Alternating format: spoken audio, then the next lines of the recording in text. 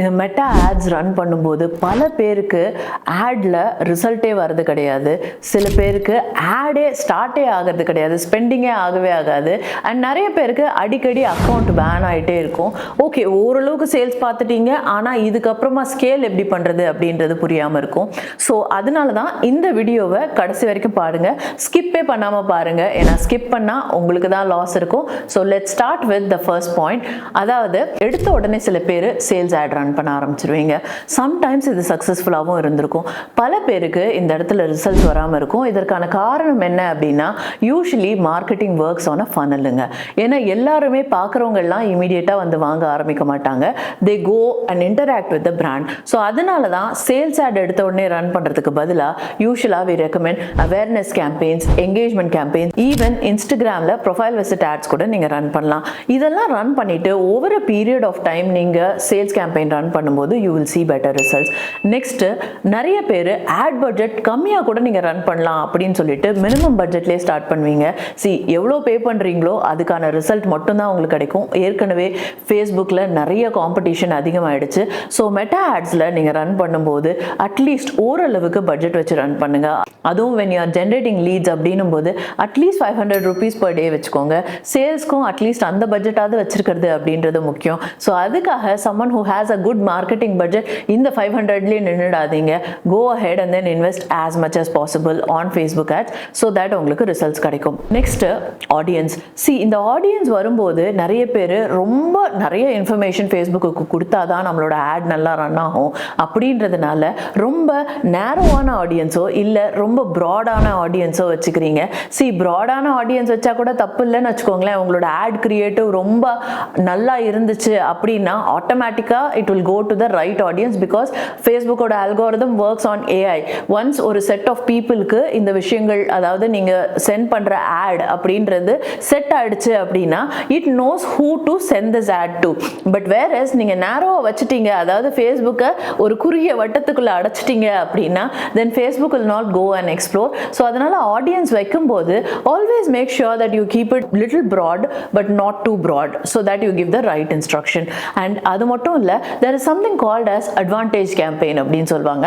So இந்த advantage campaign அப்படின்னும் போது ஆல்ரெடி ப்ரீசெட் செட்டிங்ஸ் இருக்கு. ஸோ அதனால it will choose the right audience that is suitable for your campaign. So உங்களோட creative மட்டும் நீங்கள் சரியாக செட் பண்ணிட்டீங்க அப்படின்னா your audience will be chosen by Facebook. So ஆட்டோமேட்டிக்காக நல்லா தான் இருக்கும். ஸோ இப்போ நான் பேசும்போது அடிக்கடி கிரியேட்டிவ்னு சொல்கிறத கேள்விப்பட்டிருப்பீங்க. இந்த ஆட் கிரியேட்டிவ் தாங்க ஹீரோ.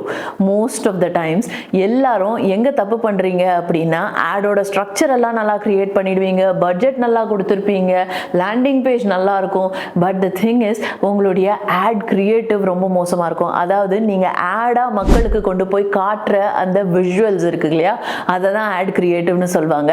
இந்த விஷுவல்ஸில் பல வகை உண்டு. எதர் நீங்கள் சிங்கிள் இமேஜாக காட்டலாம், இல்லை கரோசலாக காட்டலாம், இல்லை வீடியோஸாக காட்டலாம். And most of the times videos perform very well. இப்போ இதுதாங்க உண்மை. ஸோ வீடியோஸ் அப்படின்னும் போது நிறைய பேர் they create videos which are looking too ad like. In fact வந்து அக்லி ஆட்ஸ் அப்படின்றது தான் நல்லா பெர்ஃபார்ம் ஆகுது. அக்லி ஆட்ஸ்னா என்ன அப்படின்னா, ஒரு ரொம்ப ப்ரொஃபஷ்னலாக டிவியில் வர மாதிரியோ ரொம்ப பெரிய திரையில் காமிக்கிற மாதிரியோ சினிமா அளவுக்கு நீங்கள் ஆட் எடுக்கணும் அப்படின்றது அவசியம் இல்லை. Your ad should look natural, should look spontaneous. நம்ம ரெகுலராக எவ்ரி டேல என்னென்ன மாதிரியான ரீல்ஸ் எல்லாம் நம்ம பார்க்குறோமோ அதே மாதிரி அதோட பிளெண்ட் ஆகிற மாதிரி ஆட்ஸ் கிரியேட் பண்ணால் பெட்டர். ஸோ அந்த மாதிரியான ஒரு டைப் ஆஃப் ஆட் கிரியேட்டிவ் தான் நம்ம யூஜிசி கேம்பெயின் அப்படின்னு சொல்லுவோம். அதாவது யூசர் ஜெனரேட்டட் கான்டென்ட். அந்த ப்ராடக்டை யூஸ் பண்ணி அதை சொல்கிற மாதிரியான ஒரு கான்டென்ட்டாக இருக்கும். இது நீங்கள் அதிகமாக பார்த்துருப்பீங்க. க்ளோதிங் ஆகட்டும், மேக்கப் ஆகட்டும், ஷூஸ் ஆகட்டும், இதிலெல்லாம் ரெகுலராக உங்களும் என்னையும் மாதிரியான மக்கள் அந்த ஆடில் வரதை நம்ம பார்த்துருப்போம். இந்த யூசர் ஜெனரேட்டட் கான்டென்ட்டை கஸ்டமர் வச்சும் பண்ணலாம், but that is going to be very difficult. So அதனால தான் இப்போ எல்லாரும் இன்ஃப்ளூயன்சர்ஸை வச்சு இந்த மாதிரியான கான்டென்ட் கிரியேட் பண்ண ஆரம்பிச்சிட்டாங்க. இன்ஃப்ளூயன்சர்ஸ் கிட்ட நீங்கள் எங்களுக்கு இந்த ப்ராடக்டை யூஸ் பண்ணி அதை ஒரு வீடியோவாக க்ரியேட் பண்ணி ஒரு ஆடாக தாங்க, அதை நாங்கள் வந்து ஆட்ஸில் யூஸ் பண்ணிக்கிறோம் அப்படின்னு சொல்லி கூட நீங்கள் ஆட் க்ரியேட் பண்ணலாம். இதில் ஓகே செலவாகுமே அப்படின்னு பார்த்தீங்கன்னா, யூஸ்வலாக there are macro influencers and there are micro influencers. ரொம்ப அதிகமான ஃபாலோவர்ஸ் இருக்கிறவங்க எல்லாருமே அதிகமாக சார்ஜ் பண்ணுவாங்க. வேறஸ் இந்த மைக்ரோ இன்ஃப்ளூயன்சஸ் அப்படின்னு சொல்லப்படுற ரொம்ப கம்மியான ஃபாலோயிங் இருக்காங்க இல்லையா, 3000 followers, 5000 followers, less than 10,000 followers, இவங்களுக்கெல்லாம் என்ன அப்படின்னா நிறைய கான்டென்ட் கிரியேட் பண்ணிட்டே இருக்கணும். கிரியேட் பண்ணால் மட்டும்தான் அவங்களால க்ரோ பண்ண முடியும். அதே மாதிரி இவங்க பிராண்ட்ஸ் போய் அப்ரோச் பண்ணுறதுக்குனாலும் ஏற்கனவே நீங்கள் பிராண்ட்ஸோட ஒர்க் பண்ணியிருப்பீங்களா அப்படின்னு கேட்பாங்க. யூஸ்வலி பிராண்ட்ஸ் இவங்களோட ஒர்க் பண்ண மாட்டாங்க, ஏன்னா கம்மி ஃபாலோவர்ஸ் இருக்காங்க, ரைட்? ஸோ அதனால இந்த மாதிரியான இன்ஃப்ளூயன்சர்ஸ் கிட்ட நீங்கள் ப்ராடக்ட்டை அனுப்பி அவங்கள கான்டென்ட் கிரியேட் பண்ண சொன்னீங்க அப்படின்னா இதெல்லாமே உங்களுக்கு ஒரு சின்ன ப்ரைஸில் உங்களுக்கு கிடைக்கும். ஸோ இதை நீங்கள் ஆட்ஸாக வந்து யூஸ் பண்ணிக்கலாம். And these ads perform very well. அடுத்த மிஸ்டேக் என்ன அப்படின்னா, when you run ads, ஒரே ஒரு ஆட் கிரியேட்டிவ் வச்சு பயங்கரமாக ரன் பண்ணுவீங்க. இங்கேயுமே ரொம்ப செலவு பண்ணி நீங்கள் உங்களோட ஆட்ஸை ஷூட் பண்ணியிருந்தீங்க அப்படின்னா, இவ்வளோ செலவு பண்ணியிருக்கேன் அப்படின்னு சொல்லிட்டு மாற்றி மாற்றி அந்த ஆடையே வந்து ஆட்ஸாக யூஸ் பண்ணுவீங்க. பட் ஆனால் there is something called as ad fatigue. அது நடந்துச்சு அப்படின்னா போர் அடிச்சிடும் இதையே பார்த்து பார்த்து.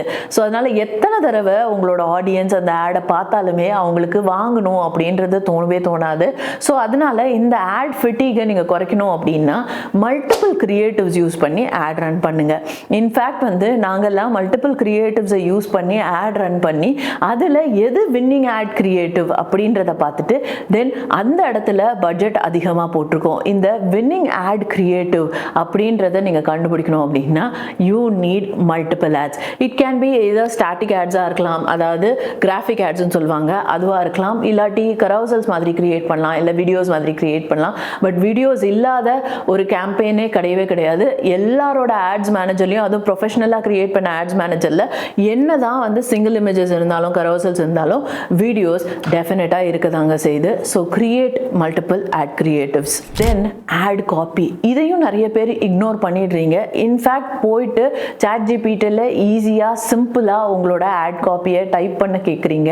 ஸோ இந்த மாதிரி மினிமல் இன்ஃபர்மேஷன் சாட் ஜிபிடி கொடுக்கறதுக்கு பதிலாக உங்களுடைய ஆடை மக்கள் ஏன் வாங்கணும், அவங்களுடைய பிரச்சனைகள் தான் என்னென்ன, அவங்களுடைய சேலஞ்சஸ் தான் என்னென்ன, அவங்களுடைய லைக்ஸ் என்னென்ன, டிஸ்லைக்ஸ் என்னென்ன, இல்லை நீங்கள் ஒரு அவார்ட் வின்னிங் கம்பெனியா, இந்த மாதிரியான பல விஷயங்களை எடுத்து உங்களோட கஸ்டமர்ஸோட இமீடியட்டாக ரிலேட் பண்ணுற மாதிரி ஆட்ஸ் கிரியேட் பண்ணுங்க.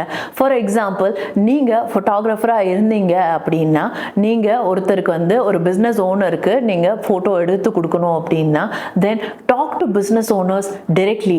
நீங்கள் ஒரு இ-காமர்ஸ் பிராண்ட் வச்சுருக்கீங்களா, உங்களுக்காக என்னால் ஃபோட்டோஸ் க்ரியேட் பண்ண முடியும் அப்படின்னு ஆட் ஸ்டார்ட் பண்ணால் அது பெட்டராக இருக்கும். அப்படி இல்லாமல் நான் ஒரு ஃபோட்டோகிராஃபர், நான் ரொம்ப சூப்பராக ஃபோட்டோகிராஃபி எடுப்பேன், இதுதான் என்னுடைய ஃபோட்டோகிராஃபி அப்படின்னு யாருமே வந்து இதை பார்க்க மாட்டாங்க. So it is better to have ad copies that work on கஸ்டமரோட சைக்காலஜிக்கு ஏற்று அதுக்கேற்ற மாதிரி இருக்கணும். இது ஆட் காப்பிக்கு மட்டும் இல்லைங்க, ஆட் கிரியேட்டிவ்க்கும் பொருந்தும். இன்ஃபேக்ட் ஒரு பாயிண்ட் ஆட் கிரியேட்டிவ்ல நான் விட்டுட்டேன், that is first 3 seconds of your video. அதுதான் ஸ்க்ரோல் ஸ்டாப்பிங் கான்டென்ட். இதை ஹுக் அப்படின்னு சொல்லுவாங்க. உங்களுடைய ஹுக் கரெக்டாக இல்லை அப்படின்னாலும் உங்களுடைய என்டையர் ஆடை அப்படியே ஸ்கிப் பண்ணி ஸ்க்ரோல் பண்ணிட்டு போயிட்டே இருப்பாங்க. இன்னைக்கு நான் பல விஷயங்களை உங்களோட ஷேர் பண்ணியிருக்கேன். இது உங்களுக்கு யூஸ்ஃபுல்லாக இருக்கும்.